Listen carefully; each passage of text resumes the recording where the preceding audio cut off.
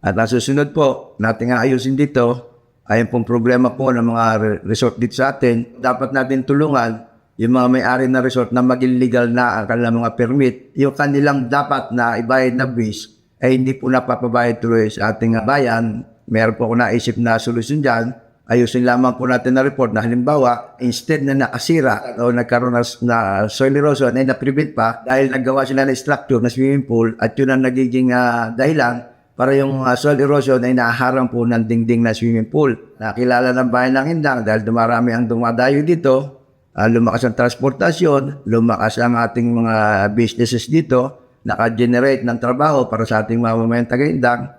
At malaki na rin ang puhunan na nagamit ng ating mga resort owner.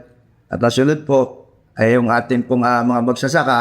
Dahil po dito po sa atin, naturingan tayo na agrotourism, pero wala akong matibay na programa para matulungan po ang mga magsasaka.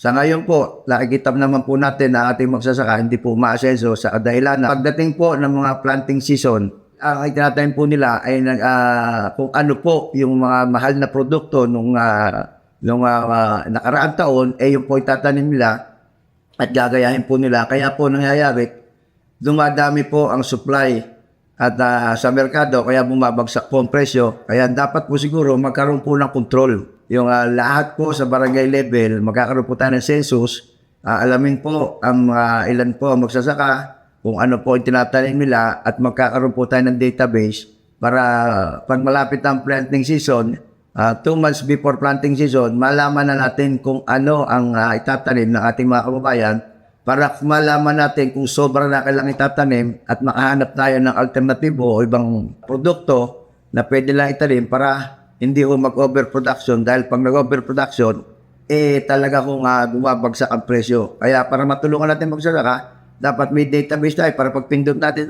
sa database, pinindot natin ang by pinya, malalaman natin na marami na tumatanim na pinya. Kaya doon pala mapapatigil natin pagtatanim ng pinya at hahanap tayo ng ibang produkto para inaitanim nila na masigurado natin na pag sila nag-harvest, siguradong sila ay kikita.